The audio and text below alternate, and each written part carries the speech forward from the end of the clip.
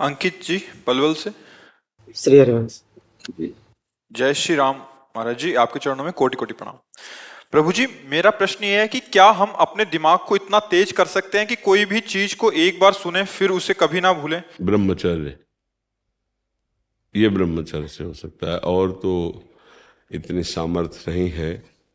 ये ब्रह्मचर्य में होता है, या पूर्व का कोई तप, जैसे छोटे से बालक में देखा जाता है भारी स्मृति, भारी ज्ञान, वो पूर्व का उसका तप है, भजन है। तो अभी जन्मा 5 वर्ष का है, 6 वर्ष का है, वो बड़ा ज्ञान उसको है, वो पूर्व का उसका स्टॉक है।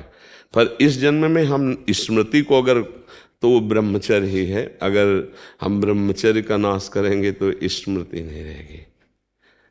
एक सीधा उत्तर है, आपका खान पान ठीक हो, आपका ब्रह्मचर्य ठीक हो, सात्विक भाव हो, तो स्मृति जागृत हो जाएगी। लेकिन गुरुदेव महाराज मैं तो मतलब शादीशुदा हूँ गुरुदेव मेरी। तो ब्रह्मचर्य धर्म पूर्वक गृहस्थी में भी तो रहा जाता है। शादीशुदा का मतलब बेविचारी थोड़ी होता है। देखो, जो शास्त्रीय पद्धति है तो संतानोत्पत्ति के लिए आदेश है, उसको नियम पूर्वक अगर निर्वाह किया जाए तो एक पत्नी व्रत रखने वाला, धर्म से चलने वाला, और वैसे शास्त्रीय पद्धति प्रत्येक मासिक धर्म के बाद जो 10 दिन के बाद लगो संतानोत्पत्ति के निमित्त समस्त देवताओं और भगवान को नमस्कार करके वो गृहस्थ ब्रह्मचारी में, तो उसमें स्मृति की, देखो स्मृति का नाश एक काम ही कर देता है। कामा संजायते क्रोधा, क्रोधा स्मृति विभ्रमा, और स्मृति भ्रंशात बुद्धिनाशो, और बुद्धिनाशात प्रणश्यति। तो अगर हमारा निष्काम भाव हो तो हम स्मृति वाले बने, तो गृहस्थी कोई निंदनीय थोड़ी है, कोई निंदनीय नहीं।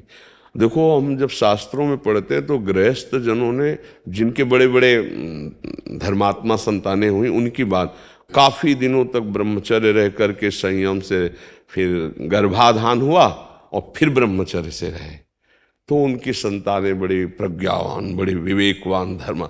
ये जो गरुण जी का जन्म हुआ ना, तो 10,000 वर्ष तक ब्रह्मचर्य रहे थे कश्यप जी। उस समय तो मतलब लाखों वर्ष की जीवनायु होती थी।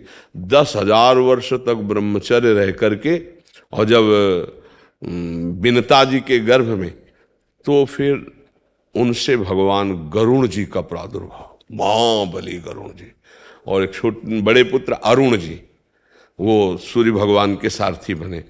कई हमने ऐसे ब्रह्मचर्य रहकर नाम जप करते हुए धर्म से चले, और फिर संतान, तो उससे फिर अब पशुवत आचरण तो कहीं आदेश नहीं किया गया है। गृहस्थी में भी अगर जैसे मानो 20-22 वर्ष तक ब्रह्मचारी रहा, फिर गृहस्थी में गया तो परिपक्व फसल है। जैसे गेहूं गलेथ में हो, काट ले तो एक दाना नहीं मिलेगा, और परिपक्व फसल हो जाए तो कुंतलों अनाज सालों खाते रहो, ऐसा अनाज पैदा हो जाए। तो ऐसे वीर भी परिपक्व होता है, ब्रह्मचर्य भी।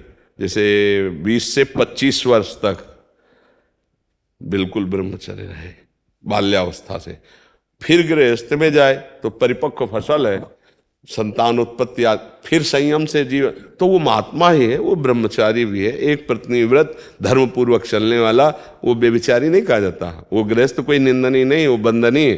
अब हम लोग पैदा कहाँ हुए? गृहस्थों से ही तो ये ना। कोई भी परम बड़े बड़े परमहंस कहाँ पैदा हुए? धन्य है वो माता पिता, वो भी तो गृहस्थी में थे, जिनके बड़े बड़े महापुरुष प्रकट हुए। तो क्या गृहस्थी कोई निंदनीय बात थोड़ी है? अगर बच्चा संयम से चले तो। अब संयम को नष्ट कर दे तो फिर चाहे गृहस्थी में ना जाए तो भी नष्ट हो जाएगा। बहुत प्रकार है, तो हमें लगता है अगर संयम से चला जाए तो गृहस्थ धर्म में बंधनी। पर स्मृति जो है वो ब्रह्मचर्य से, मतलब वीर शक्ति ही स्मरण को बहुत जोर की पवित्र रखती है, बहुत स्मृति जागृत हो जाती है। पर ब्रह्मचर्य पर महत्व दे। अब ऐसा थोड़ी कि कोई मनमानी आचरण करे। क्यों बच्चा?